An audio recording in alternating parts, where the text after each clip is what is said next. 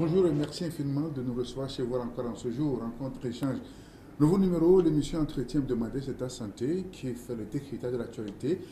Dans quelques jours, le Togo a rendez-vous avec les jeunes pour ses élections législatives de 20 décembre prochain. Faut-il prendre part, faut pas y aller? Eh bien, la classe politique reste divisée. La C14 dit niet à cette élection puisque les conditions ne sont pas réunies selon elle. D'autres partis politiques veulent bien prendre le pari d'aller à cette consultation législative, parmi lesquelles le net, le nouvel engagement togolais. Je reçois ici sur mon plateau un des membres de cette formation politique, M. Moïse Pangia Nofam. Merci d'accepter notre invitation. C'est moi qui vous remercie. C'est un plaisir d'être sur ce plateau et j'espère que nous allons essayer d'échanger et de pouvoir communiquer avec nos compatriotes. Tout à fait. Vous êtes le conseiller spécial du président, M. Djeri Tama. Vous a donc dépêché de venir à cette émission et nous entretenir sur votre stratégie, sur le pourquoi vous avez accepté aller à cette élection malgré qu'une partie de l'opposition apprenait le boycott. Mais avant cela, alors dites-moi, dans les considérations préliminaires, quelle lecture vous faites honnête dans la crise sociopolitique dans sa phase actuelle et quelle lecture vous en faites et comment qualifier la situation qui prévoit actuellement à quelques jours de ce scrutin?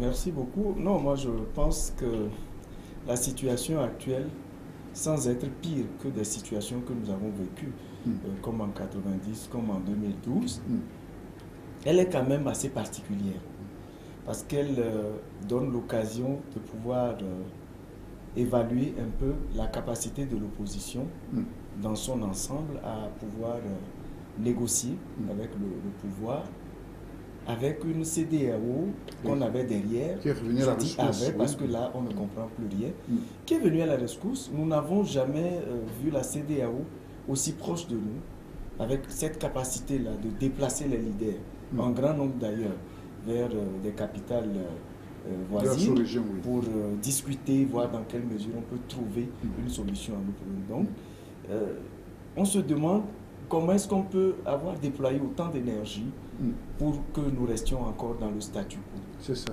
Et pour que finalement on se rende compte que au-delà même... Donc ça veut dire qu'au départ vous avez fait confiance à cette médiation de la CEDEAO? Mais bien sûr, qui pouvait ne pas faire confiance à la CEDEAO? Moi je dirais même que j'ai toujours confiance à la CEDEAO. Parce que moi je me dis, c'est sûr qu'il y a des non-dits dans tout ce qui se passe. Pendant les rencontres, j'ai l'impression qu'il y a des choses qui se disent. Et puis lorsque nous rencontrons nos militants, il y a autre chose que nous leur servons. Et donc c'est ce dualisme-là qui nous fait stagner un peu. Parce qu'à un moment donné, vous semblez avoir toute une satisfaction par rapport à certaines rencontres. Nous avons vu la feuille de route. Voilà, au soir du 31 juillet, n'est-ce pas? Voilà. Lorsque cette fameuse feuille de route est sortie. Oui. Honnête, nous vous étiez les tout premiers à réagir. Oui, mais nous avons réagi, mais nous, on n'était pas contents de la feuille de route.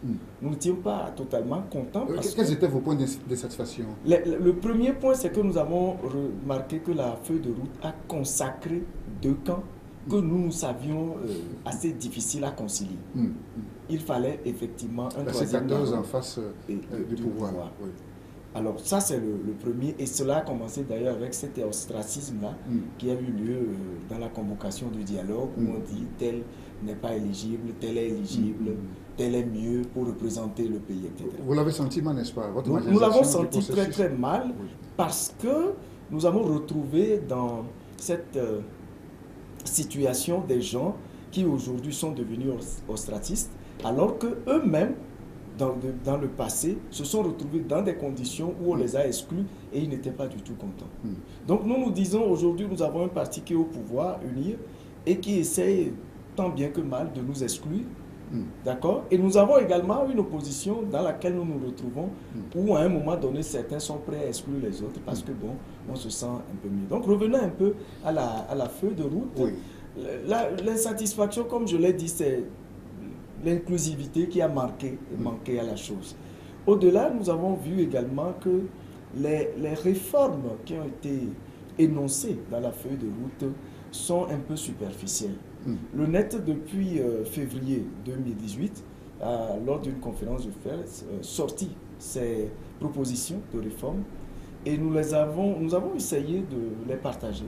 Nous avons envoyé les documents à la coalition à travers le chef de file de l'opposition, au parti UNIR également, qui ont été les seuls d'ailleurs au moins à accuser réception. Nous avons envoyé cela dans certaines ambassades, nous avons envoyé cela au niveau de l'Union européenne, au niveau du groupe des 5 à Lomé ici et dans bien d'autres sphères. Mais nous avons remarqué que à la sortie de la feuille de route, on a essayé juste de se camponner sur la limitation de mandat, les 2 tours, et puis naturellement la recomposition de la Cour constitutionnelle. C'est ce qui a été clairement énoncé dans la feuille de route. Mais nous avons remarqué par la suite qu'il y a d'autres choses qui sont très importantes qu'il fallait régler. C'est ça. À notre avis, nous n'avons pas... Très rapidement, est-ce que vous pouvez en faire... Oui, nous n'avons pas... Par exemple, nous n'avons pas été du tout... je ne sais pas. Pour nous, ça ne gênait pas, je dirais, que nous ne soyons pas à la CENI. Si ceux qui seraient là pouvaient nous permettre d'avancer, d'aller plus loin.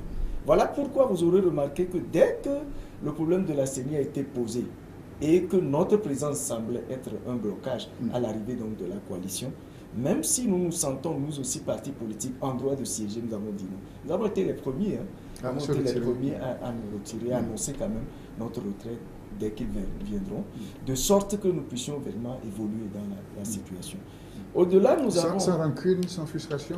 Non, nous avons été frustrés, mais nous n'avons pas été rancuniers, parce que nous sommes sûrs et certains que la coalition togolaise de l'opposition, la coalition des 14 partants de l'opposition togolaise, cherche aussi le bien-être de ce pays. Nous sommes convaincus que leur démarche est une démarche qui veut aboutir à quelque chose de mieux pour les Togolais. Il s'agit simplement d'une question de stratégie qui nous divise. C'est ça. Maintenant, nous avons remarqué aussi que la feuille de route, en prévoyant le comité de suivi, a manqué de tout faire pour que dans ce comité de suivi-là, il y ait également les 2 parties. C'est-à-dire que nous aurions souhaité qu'il y ait un comité de suivi dans lequel vous avez un représentant, par exemple, de la coalition, un représentant du parti uni, et cela leur permet donc de pouvoir travailler un peu plus facilement. Là, maintenant, lorsque vous avez un blocage, il faut faire recours au facilitateur qui doit peut-être saisir le comité de suivi, qui doit se déplacer pour venir. Nous avons d'ailleurs apprécié un peu plus la formule que nous avons utilisée en 2006, et je crois que Maître Yaovi Agboibo a essayé d'évoquer cela au début, quand on cherchait comment est-ce qu'on devait organiser ce dialogue-là, où Maître Yaovi Agboibo a dit qu'il était important de refaire un peu ce que nous avons fait en 2006 en ayant un groupe qui soit permanent pour dialoguer ici avec un Togolais à sa tête.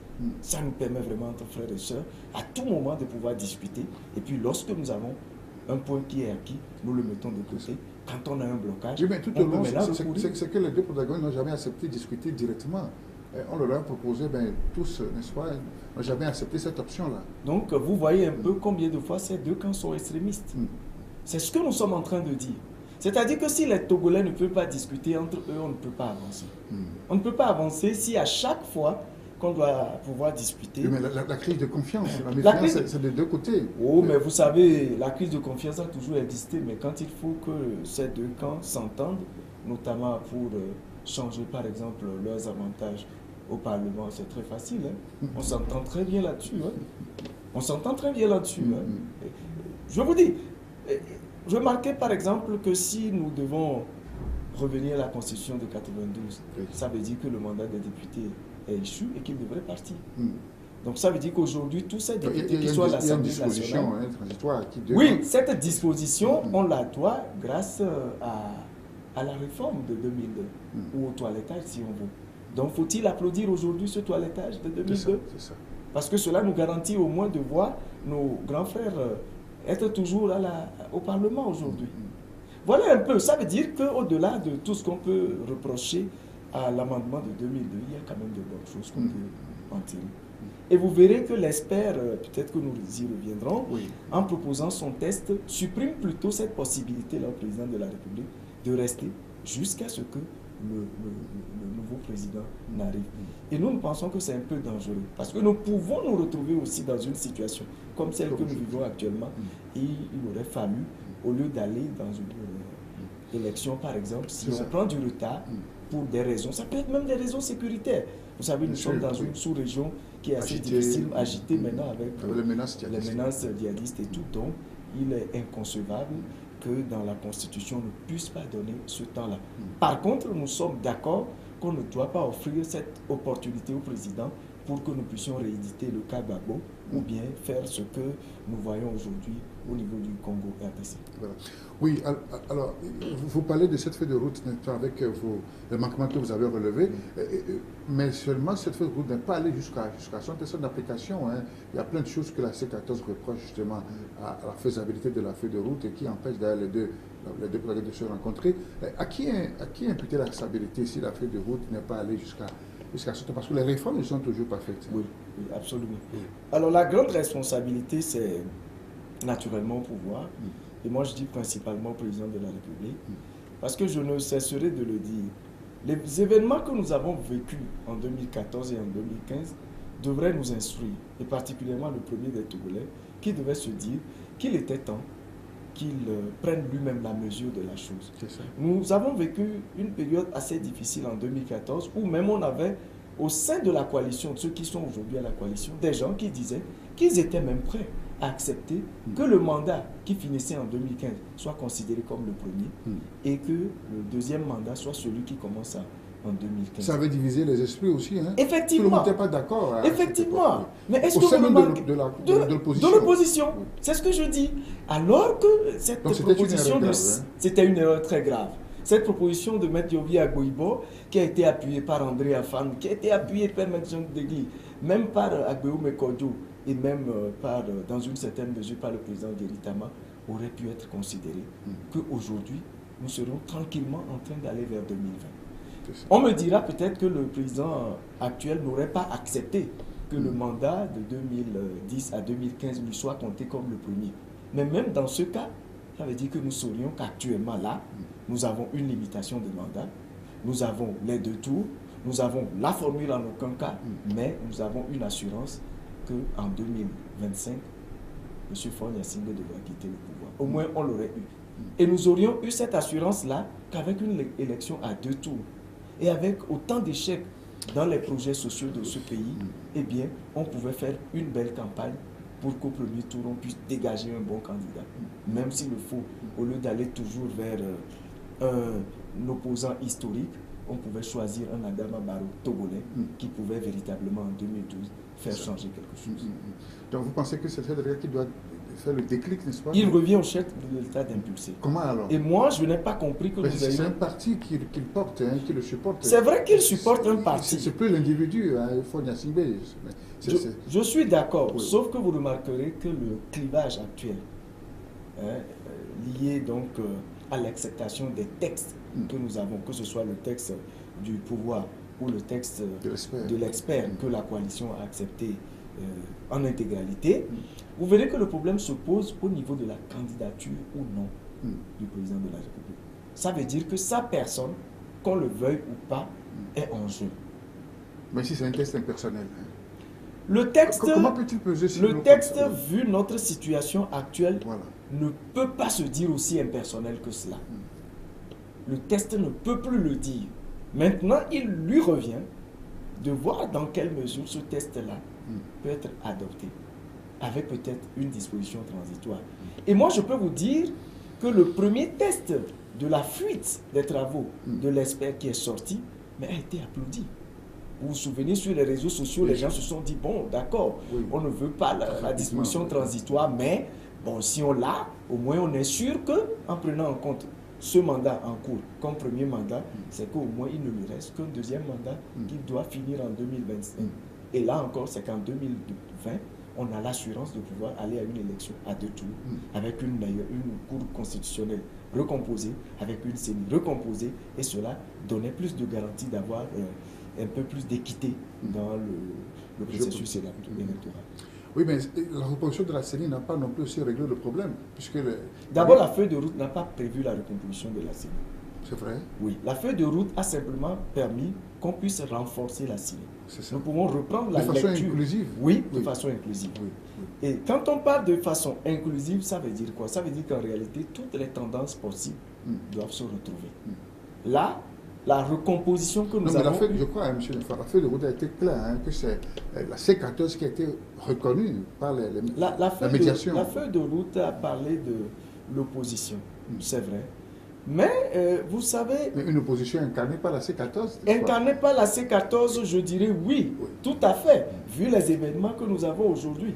Mais nous pouvions nous retrouver dans une situation où l'incarnation de cette opposition pouvait être juste faite par le PNP. Est-ce que les autres partis, si le PNP ne les avait pas associés, est-ce qu'eux aujourd'hui, ils accepteraient que le PNP seul aille discuter avec le pouvoir? Je crois que ce n'est pas bien. Et ça fait un peu rire parce que vous avez même certains acteurs qui ont parfois collaboré très bien avec le pouvoir, qui ont été ministres, députés, qui ont eu des responsabilités avec Niassine Père ou avec Niassine fils, mais qui se retrouvent aujourd'hui dans cette coalition et qui complètement, à cause de cette dynamique unitaire, se retrouvent blanchis et sont peut-être les donneurs de leçons. Nous leur disons que nous avons une profonde considération pour eux, pour la lutte qu'ils sont en train de mener, pour tout ce qu'ils ont fait depuis le passé, mais nous leur demandons simplement d'accepter que nous ayons une autre approche, que nous puissions aussi leur dire ce que nous puisque en temps, le NET aussi était dans une coalition, n'est-ce pas? Le NET n'est pas dans une coalition en réalité.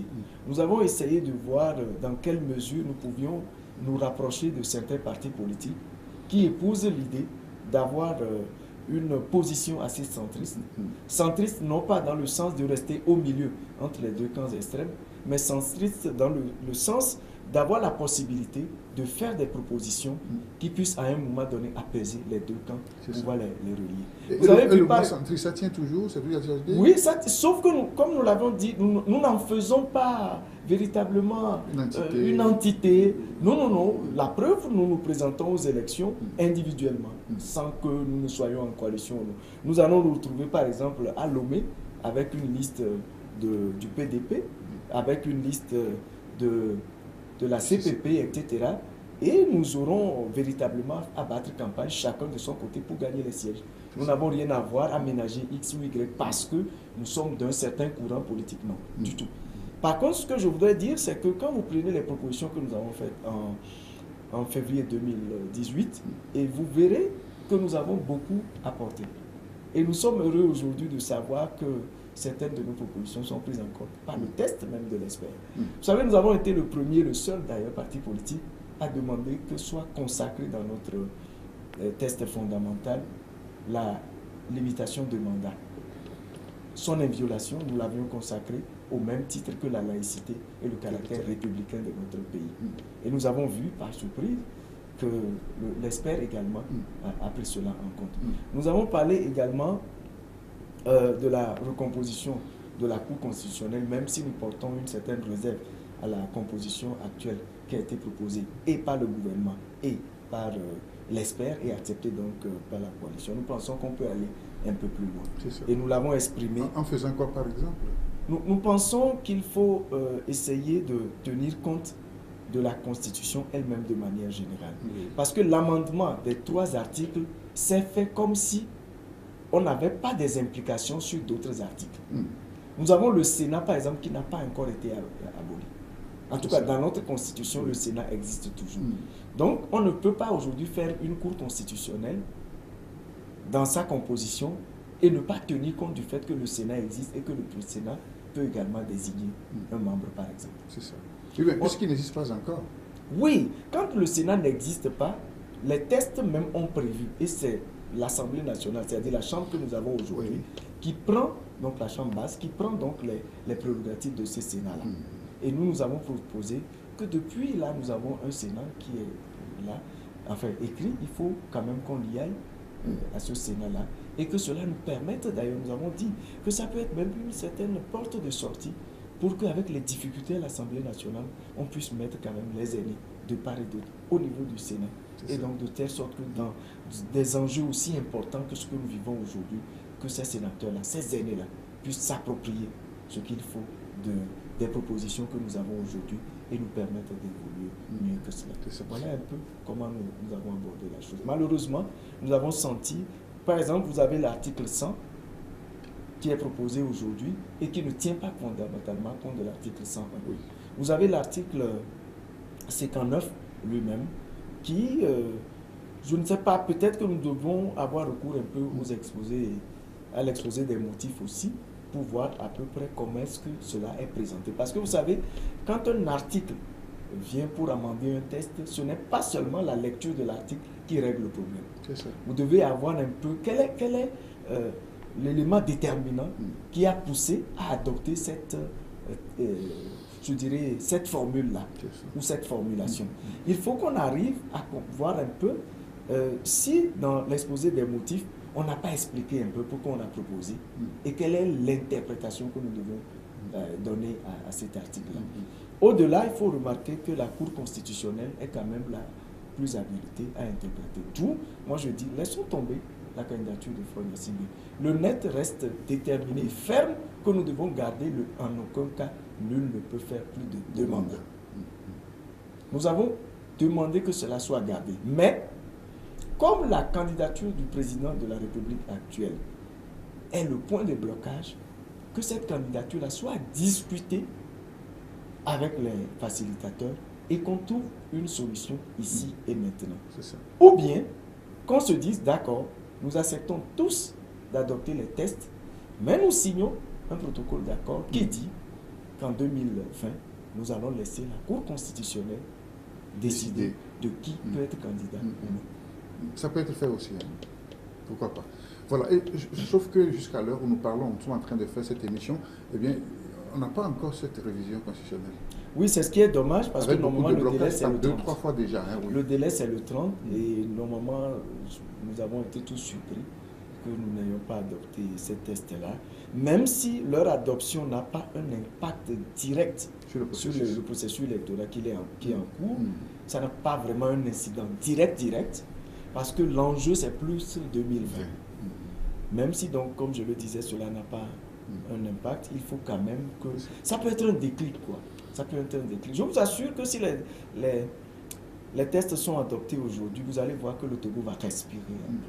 Le Togo va respirer. Et ce que nous n'avons pas compris, c'est l'obstination du gouvernement également à n'envoyer que son texte.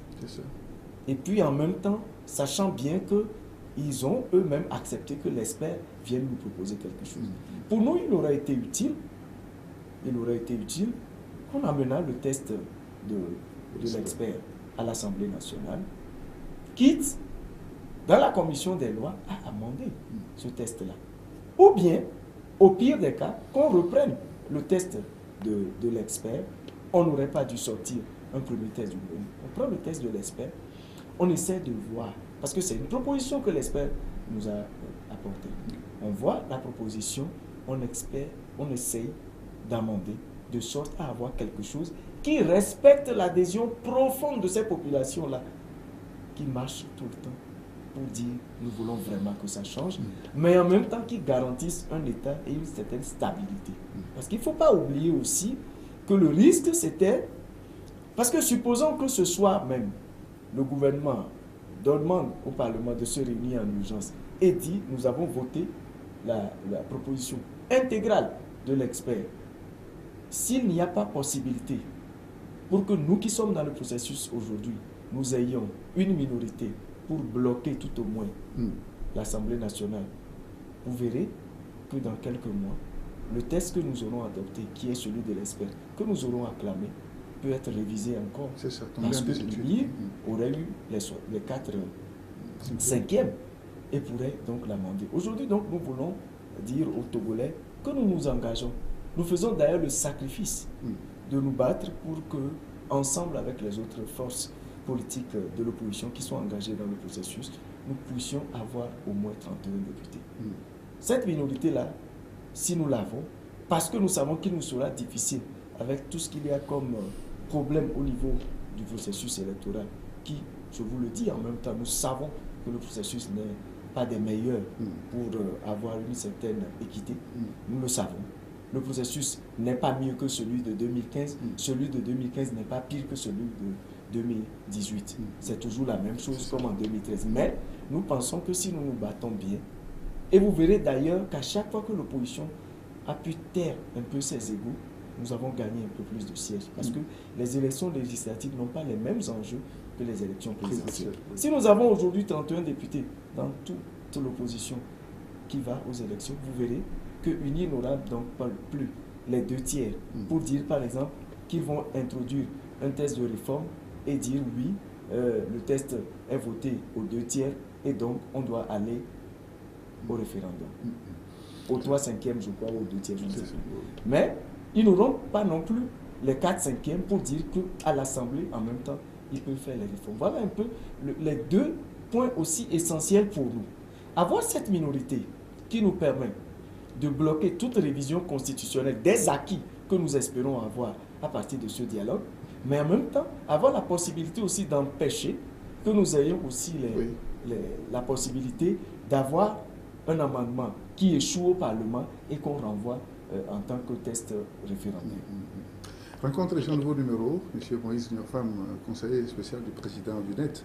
Mon invité, c'est avec lequel nous réfléchissons sur la crise en sa phase actuelle, en plein processus électoral, en pleine campagne électorale et au même moment que la C14 est aussi appelée au boycott et à entreprendre des actions espoir pour tout faire barrage à cette élection. Comment vous jugez cette attitude, n'est-ce pas, de ceux-là, enfin de l'opposition de la C14 et qui veut, par tous les moyens, ça a été déclaré sur les antennes, tous les moyens empêcher ce scrutin? Non, je trouve que c'est un peu dommage et je suis tenté d'avoir la même réaction que l'ANC et certains partis qui ont été aux élections présidentielles de 2015 ont eu.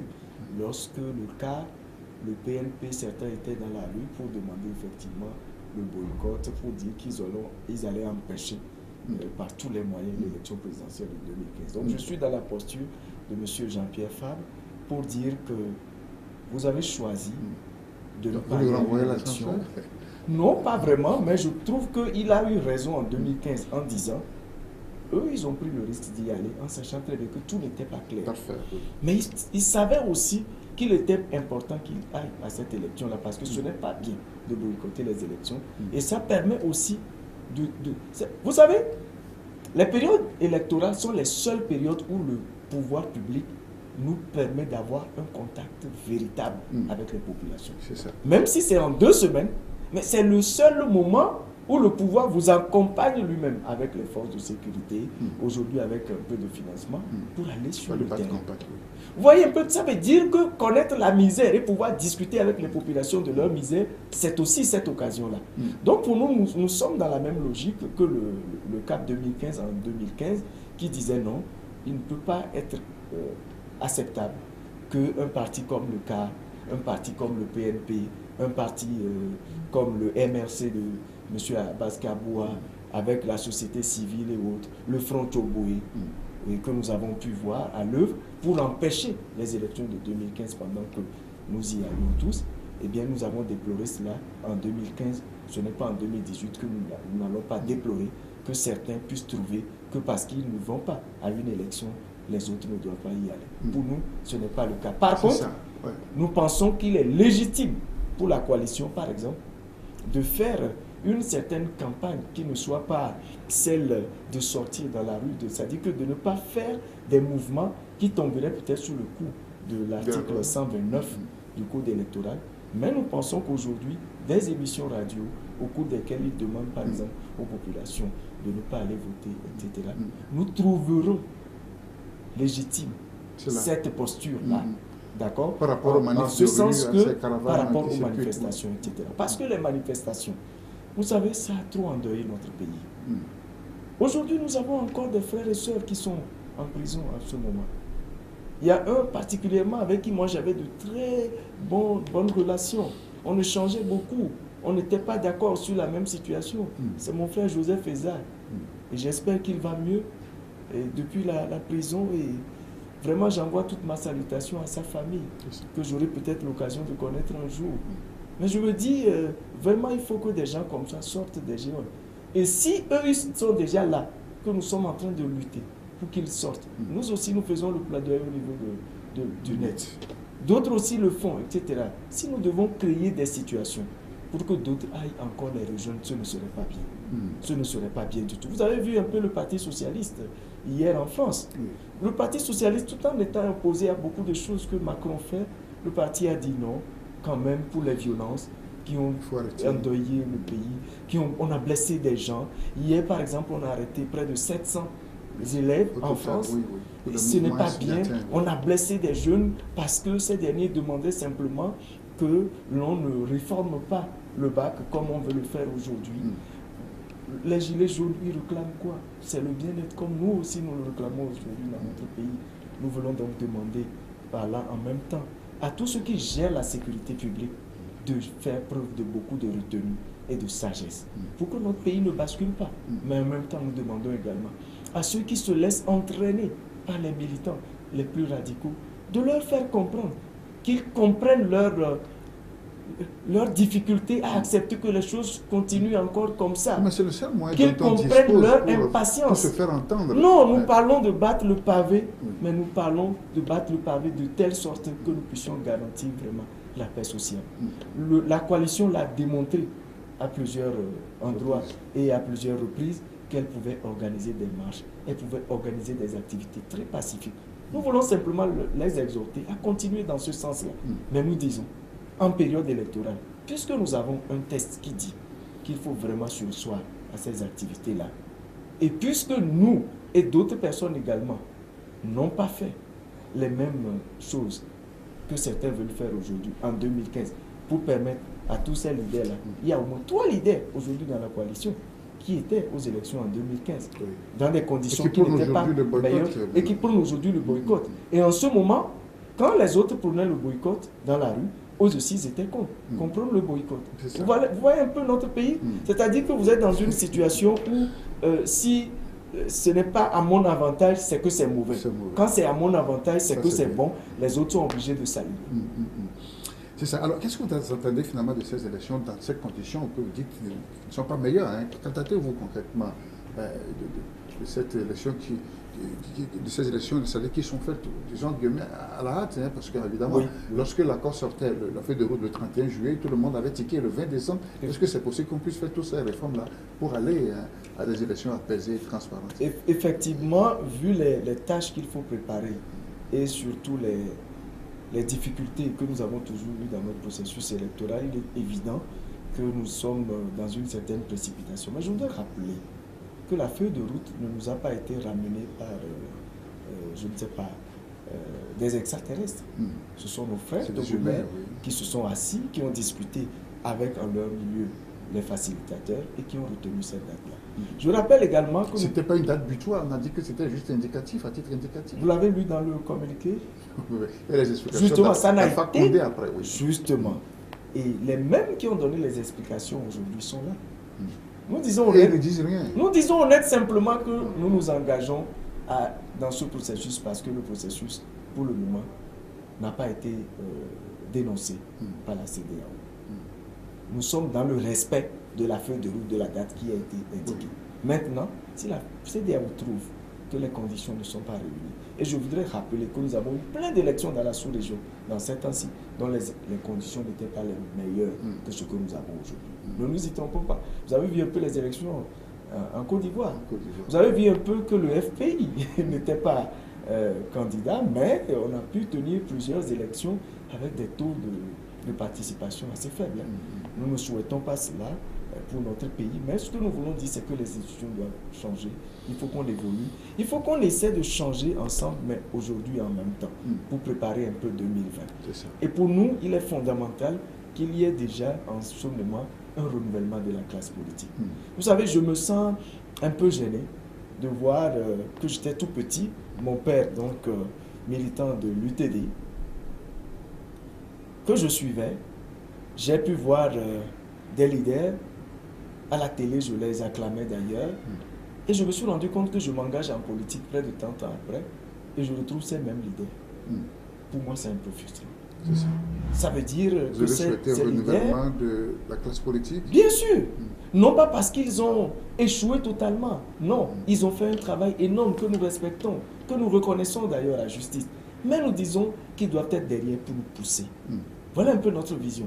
Qu'ils soient derrière, qu'ils nous poussent. Nous avons mal digéré un peu le retour de certains qui sont partis et qui sont revenus à la tête de leur pays et de leur parti. Nous pensons que ce ne sont pas les meilleures conditions également, que nous montrons les meilleurs exemples. que nous montrons dans notre pays. Donc il faut véritablement pouvoir renouveler cette classe politique-là pour que des gens qui sont aujourd'hui présidents de l'Assemblée nationale, que nous avons vus tout petits et que nous respectons bien, puissent être toujours en course aujourd'hui avec nous pour aller à ces élections législatives. Nous disons non. Nous avons vu un peu que UNIR a essayé de changer, faire un peu à vin nouveau, outre neuve. Mais quand vous voyez un peu, l'outre n'est pas vraiment neuve. Et donc il faut aller plus loin. Il faut aller plus loin et c'est pour cela que nous nous engageons à aller à ces élections, aller à ce Parlement. Et vous n'avez pas peur d'être broyé par ces anciens, ces ancêtres qui sont là? Vous êtes jeune, mais il me semble que vous êtes bien sur la liste, n'est-ce pas, du Grand Lomé? Bien sûr, nous sommes sur la liste du Grand Lomé. Nous n'avons pas peur de nous faire broyer. Nous avons plutôt peur que les espoirs qui sont portés par des millions de Togolais en ce moment, de voir cette classe politique du pouvoir revenir aussi dans la minorité pour goûter un peu les arbres de la minorité parlementaire, et bien que cette classe politique s'en sorte encore de nouveau. Pour nous, nous devons être un élément de vengeance pour ce peuple-là, qui se dit, nous n'avons pas la meilleure arme, peut-être. Quand je veux dire meilleure arme, je veux dire les partis politiques les plus en vue, les plus populaires de ce pays. Mais nous allons faire avec ce que nous avons sous la main. Nous n'avons peut-être pas l'arme qu'il faut pour tirer un seul coup et pouvoir éliminer l'adversaire.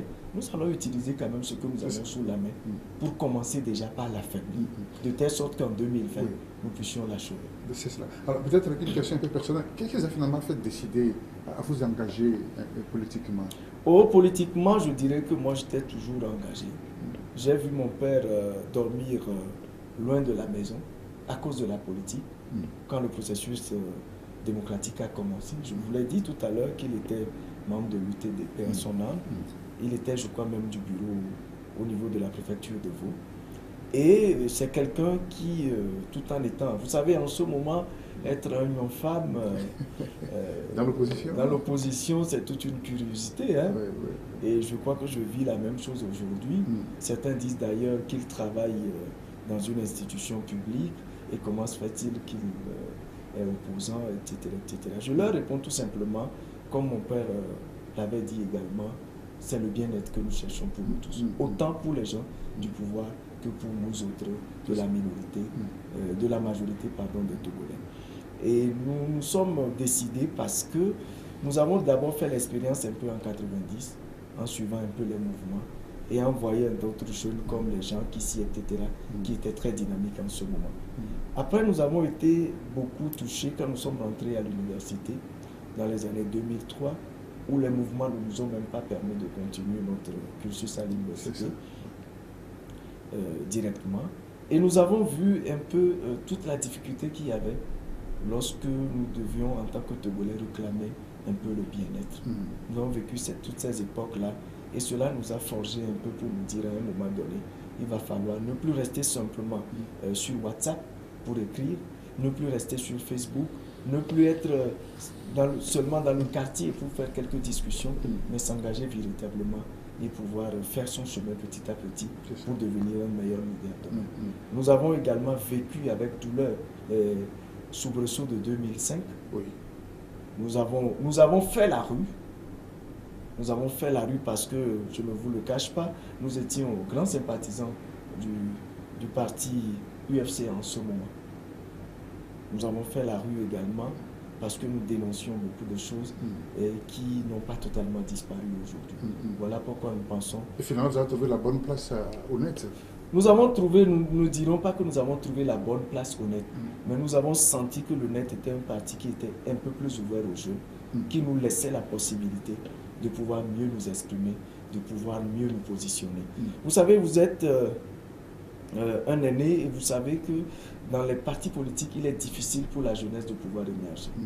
Pour un président de parti politique, pouvoir vous laisser même aller le représenter à une émission comme celle que nous faisons aujourd'hui, c'est rare. Vous ne me démontrerez pas le contraire. Donc nous avons trouvé un Djeri Tama c'est toute une histoire pour la plupart des partis politiques en Afrique, ce n'est pas seulement au Togo. Oui, non, je suis d'accord. Les leaders considèrent les partis comme le patrimoine, le bien personnel. Bien sûr. Et on prend certaines décisions. Ça ne veut pas dire que tout est rose au net. Ça ne veut pas dire qu'il n'arrive pas que le président du net soit en divergence de point de vue avec certains comme nous. Oui, Non, du tout. Mais ça veut dire, ce que nous voulons exprimer, c'est que nous avons vraiment un cadre idéal. Où, vous savez, vous prenez la liste du Grand Lomé, du Net, vous avez plein d'étudiants sur la liste. C'est ça.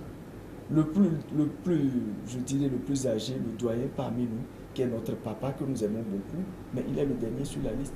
Effectivement, pour nous couvrir, c'est l'aîné qui nous couvre et qui nous dit, les jeunes, allez-y, mais passez comme ça, ne passez pas par là. Voilà un peu ce qui nous a amené au Net. Et nous avons senti également que le Net n'était pas dans la posture du radical sur toute la ligne. Le Net sait être radical à un moment donné. Le Net sait faire bas la terre pour faire des propositions de sortie de crise. Et vous avez vu que c'est en octobre, le 8 octobre, je crois, 2017, quand il y a eu les marches et nous avons senti que des Togolais commençaient par perdre leur vie, par être blessés, nous avons dit non, il fallait arrêter. Nous avons une grande pression en ce moment sur le pouvoir. Maintenant, allons au dialogue. La pression, c'est-à-dire que nous dialoguons comme nous faisons l'émission en ce moment. Eh bien, pour nous, il était bon que dehors, nous ayons une population qui scande, qui crie et qui nous dit allez-y, poussez pour que nous puissions obtenir le meilleur. Voilà ce que nous nous espérions. Et pour cela, nous avons demandé qu'on aille rapidement au dialogue. Ça a traîné. Finalement, ceux qui nous avons dit qu'ils ne devaient pas dialoguer ont accepté et nous leur jetons d'ailleurs les fleurs parce que un leader politique peut dire des choses et revenir là-dessus demain. L'important, c'est que quand on revient dessus, qu'on ait cette humilité-là, d'accepter qu'effectivement l'autre aussi n'avait pas eu tort, mais que les conditions en ce moment ne vous permettaient pas d'avoir cette même analyse. Très bien, sauf que vous, dictateurs, vous considérez comme les béquilles du pouvoir, parce qu'on suppose que dans les conditions actuelles, on peut aller à aucune élection, qu'il faut être ensemble pour boycotter, mais vous y allez et on pense que vous êtes les béquilles du pouvoir. Qu'est-ce que vous répondez? Je sais que c'est vous qui posez les questions au cours de l'émission, mais comme Togolais, je sais que vous savez que le Net n'a jamais appelé, par exemple, à voter unir, que d'autres partis l'ont fait, que certains partis ou certaines personnes ont bien collaboré avec le pouvoir. Dans le passé, que ce soit avec le président Yadema ou le président Fonya Simbe aujourd'hui. Et donc, nous n'avons aucun lien avec le parti uni qui nous assujettissent. Nous ne sommes pas une béquille du pouvoir, mais nous n'allons même pas perdre notre temps pour expliquer que nous ne sommes pas une béquille. Nous pensons que démontrer que vous n'êtes pas une béquille, c'est plutôt agir positivement. Mais si par hasard nous étions une béquille, nous serions une béquille très dangereuse pour unir. Parce que cette béquille ne va pas laisser unir dormir. Parce que cette béquille, si elle se retrouve au Parlement, elle va toujours gêner le pouvoir. Nous allons interpeller des ministres sur des situations données dans notre pays. Nous allons leur demander de revisiter certaines lois dans ce pays. Par exemple, sur l'assurance maladie universelle. Nous pensons qu'il y a eu des efforts. Nous applaudissons, mais nous pensons qu'il faut réévaluer un peu le parcours avec l'ENAM, avec School Arthur, et il faut aller plus loin. Nous pensons par exemple qu'actuellement, nous avons tout perdu pour que notre pays soit un pays touristique, alors que nous avons une très belle plage. Nous avons un pays avec un relief qui est très beau. Nous pensons qu'il faut travailler dessus, parce que vous savez un peu la valeur du tourisme pour notre pays, le Togo. Donc nous voulons véritablement aller au Parlement et bousculer les choses. Non pas que nous allons nous-mêmes créer, par exemple, un musée comme nous le voulons à Améro, mais ce que nous voulons, c'est pouvoir y aller et dire au ministre, malgré tout ce que vous nous présentez comme priorité pour notre pays, nous pensons que pendant les 5 ans que nous serons au Parlement, nous devons pouvoir aboutir à un vrai musée. Pas ce machin que nous avons au niveau du palais des Congrès. Il faut véritablement que nous changions l'image de ce pays. Aujourd'hui, les pays se battent. Donc vous ne serez pas être député mouton, quoi, comme on le dit souvent. Non, je crois que l'une des particularités d'ailleurs de notre pays, c'est de notre parti plutôt, c'est que nous ne nous taisons pas. Nous écrivons beaucoup, nous dénonçons beaucoup, nous sommes toujours dans la réactivité. À condition qu'on vous entende. Nous pensons qu'on nous entend. Si on ne nous entendait pas, je crois que même ceux qui disent que nous étions des béquilles, il y a plein de partis politiques qui vont à ces élections. Il y a plein de partis politiques qui travaillent dans ce pays, qui sont d'ailleurs très proches du pouvoir. Et pourtant, on ne les attaque pas comme on nous attaque, M. Gérard. À un moment donné, nous avons compris par ces attaques que c'est plutôt véritablement de l'intérêt que les gens ont pour nous. Les gens veulent que nous fassions mieux. Les gens ont confiance en nous. Ils savent que nous pouvons faire mieux. Je peux leur dire que nous ne pouvons pas être bons sur toute la ligne. Nous nous trompons aussi dans nos analyses parfois. Dans certaines postures, nous avons développé certaines postures qui n'ont pas été favorables à la discussion avec nos collègues de l'opposition. Nous allons essayer à chaque fois de tirer les leçons de tout ça et de pouvoir changer. Et je crois que vous remarquerez que actuellement, dans notre pays, nous offrons quand même ce cadre-là aux jeunes de pouvoir discuter. Et voilà pourquoi nous pensons qu'il est important que nous nous organisions avec la jeunesse, avec les aînés, à aller à cette élection-là, à trouver au moins la possibilité d'avoir une voix au Parlement pour pouvoir discuter. Par contre, si aujourd'hui la CEDEAO vient et arrête tout le processus, eh bien nous serons tous satisfaits. Nous allons dire tant mieux. Oui. Si la CEDEAO arrête, nous allons dire tant mieux. Bon débarras? Pas bon débarras. Nous dirons simplement que nous avons respecté ce que la CEDEAO a prescrit. Si aujourd'hui elle-même qui a dit allons-y le 20 trouve qu'il faut changer un peu, tant que c'est pour le bien des Togolais, nous serons satisfaits. Mais si la CEDEAO ne le dit pas et que nous avons les élections en vue, nous ne laisserons jamais le parti au pouvoir y aller seul ou avec certains partis politiques simplement ou avec certaines listes indépendantes pour que demain on puisse leur laisser encore les 4 5e. Non. Nous disons non, nous n'allons pas répéter ce qui s'est passé en 1999. Et je voudrais aussi vous dire qu'actuellement, vous remarquerez que le pouvoir a annoncé 1,5 milliard pour pouvoir subventionner les partis politiques à aller aux élections. C'est un canular ou je ne sais pas. Mais dans tous les cas, moi je voudrais dire... Vous avez été quand même financé, non? Oui, nous avons eu 13 millions. Nous avons été, je crois, le seul parti à l'annoncer. Nous avons eu 13 millions. Nous avons payé un peu plus de 8 millions pour les cautions parce que nous ne savons pas comment ça s'est fait. Mais cette année, le pouvoir a dit qu'il faut qu'on paye les cautions pour toutes les personnes qui sont sur les listes. C'est-à-dire qu'avant, en 2013 par exemple, au Grand Lomé, pour les 10 sièges, vous avez 20 candidats, mais vous ne payez la caution que pour les 10 premiers candidats. Cette année, on a dit qu'il faut payer pour tous. Nous nous sommes dit, mais est-ce que c'est véritablement pour nous empêcher d'y aller? Nous allons quand même y aller. Nous avons fait le sacrifice, nous avons payé la caution plus de 8 millions. Aujourd'hui, on nous a donné 13 millions, nous nous retrouvons à peine avec 4 millions et quelques. Nous avons dit 4 millions, c'est rien du tout, mais 4 millions, c'est beaucoup pour que nous puissions nous déplacer, pour que nous puissions, parce que nous faisions déjà le sacrifice avant que les 4 millions n'arrivent. Nous n'avons pas attendu. Nous étions sur le terrain depuis, nous allons continuer par travailler sur le terrain. Dans notre humilité, dans notre pauvreté, nous allons aller vers ceux qui nous ressemblent en fait. Les populations togolaises ne ressemblent pas aux gens de Unir aujourd'hui qui sont sur les listes électorales. Vous n'allez pas me dire que la tête de liste de Lomé, du Grand Lomé par exemple, est comme la tête de liste du Net. Il y a une grande différence. Il y a une grande différence entre toutes ces personnes que vous retrouvez sur leur liste et nous par exemple. Nous allons à pied. D'accord, ils sont dans les 4x4. Mais nous savons que nous allons à pied parce que les populations qui vont voter pour nous nous ressemblent. Nous allons simplement vers nos frères. Et nous savons qu'ils vont voter pour nous. Pour que nous puissions donner aussi une leçon sur la bonne gouvernance, donner une leçon sur le respect de la minorité parlementaire. C'est ça. Moïse Fab, alors au lendemain du 20 décembre, comment vous envisagez le Togo? Que se passerait-il si le processus n'est pas arrêté, comme vous le dites? Je suis heureux de vous entendre dire que si aujourd'hui la CEDEAO décide que stop, ah bon, on va arrêter, mais si on ne vous arrêtait pas le lendemain, le 20 décembre, le 21 décembre, quel avenir pour le Togo? D'abord, notre combat, c'est d'essayer, comme je l'ai dit, vu les conditions, il serait prétentieux que nous disions que nous allons avoir la majorité des sièges. C'est aussi ça notre posture honnête, c'est-à-dire rester réaliste, dire les choses telles qu'elles sont. Mais pas trop d'humilité aussi ou de modestie? Pas trop, je suis d'accord, je suis tout à fait d'accord. C'est pour cela que connaissant nos forces, vous savez, nous avons présenté les candidatures sur 13 listes. C'est ça. Donc nous ne pouvons pas présenter sur 13 listes et dire que nous allons avoir 70 députés. Ce n'est pas possible. Parce que le nombre de sièges pour lesquels nous avons postulé ne nous permet pas d'avoir cela. Vous comprenez que cette humilité, en réalité, n'est que le réalisme. C'est ça.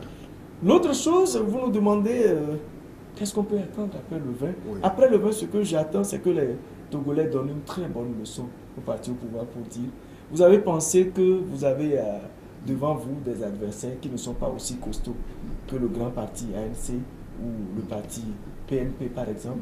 Mais nous avons vu en eux des frères togolais qui sont comme nous, de cette majorité qui pleure sous les difficultés de ce pays, qui vivent dans la paupérisation comme nous. Eh bien, nous allons les élire.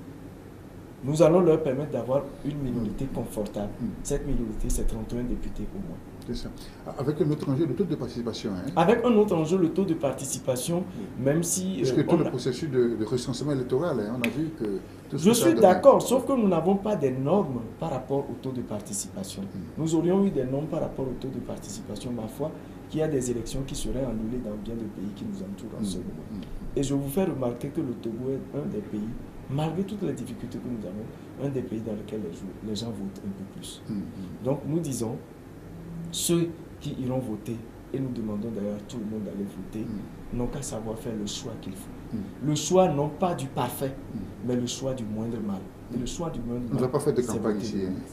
Je ne fais pas de campagne, malheureusement, parce que j'aurais utilisé d'autres thèmes pour faire la campagne. Mais dans tous les cas, j'essaie simplement de dire aux Togolais que nous sommes à la croisée aussi des chemins. Et qu'il faut donner l'opportunité à cette jeunesse d'entrer et de faire mieux.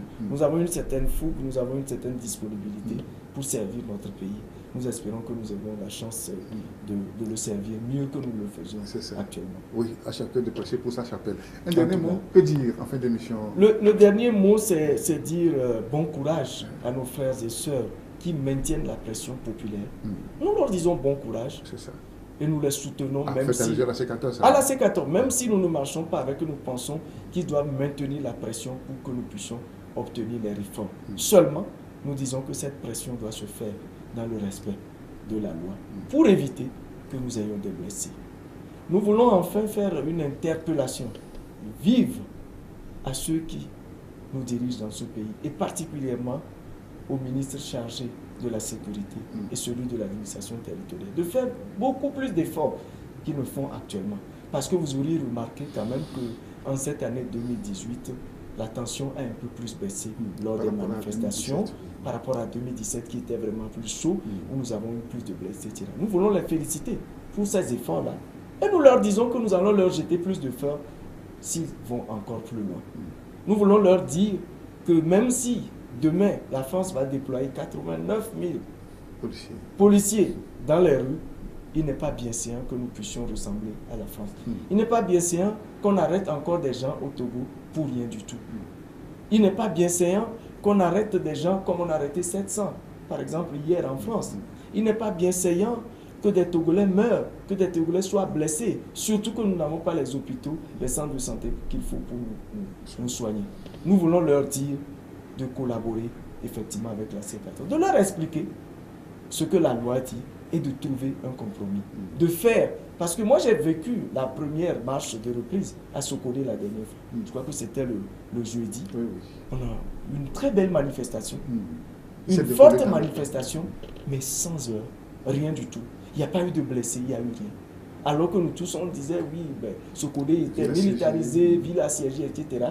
Aujourd'hui, c'est Paris qui est assiégé, c'est toute la France qui est assiégée. Nous ne ressemblons pas à la France. Faisons mieux que la France. Mais nous demandons également à ceux qui militent, nos militants, de faire preuve de beaucoup de sagesse. Parce que parfois, les leaders n'en sont pour rien du tout.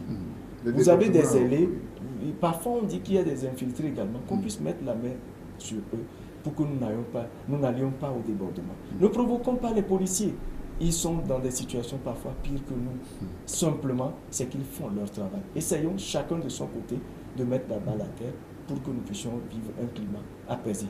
Pour les campagnes, qu'on nous permette de faire la campagne librement. À la limite, comme je l'ai dit, que cette campagne pour demander le report des élections soit plutôt accompagnée d'un véritable lobby au niveau international. Pour que le comité de suivi se réunisse le plus tôt que possible et nous dise pourquoi le 30 est passé, il n'y a pas eu les réformes et ils se sont tués. Bien-être au Togolais, voilà ce que nous souhaitons. Et nous espérons faire une très belle campagne, une très belle expérience en ce moment pour que le Togo demain puisse connaître des jeunes également au Parlement qui puissent porter la voix des jeunes au Parlement. Et nous savons que nos aînés souffrent aujourd'hui parce que nous restons encore leur charge. Nous n'avons pas d'emploi ou d'emploi décent. Vous allez même dans le secteur public, sur ceux qui sont sur les budgets autonomes, qui sont aussi mal payés. Il y a des gens qui travaillent comme des travailleurs dans l'informel tout en étant dans des fonctions publiques. Nous voulons simplement dire à toutes ces personnes-là qu'il est temps de faire changer les choses. Il est temps d'opter pour le renouvellement de la classe politique togolaise. Vivement que tout change, parce qu'il faut que ça change, parce que c'est le changement seul qui ne change pas. C'était un plaisir pour moi, M. Moïse Nyofam, de vous recevoir en ce studio pour discuter de ces faits d'actualité. Merci à mes téléspectateurs, c'est la fin de ce numéro de rencontre. Les gens autour de la semaine prochaine pour d'autres réflexions. Au revoir et à très bientôt. Merci. J'espère que ça a été. Parce que vraiment, je me suis...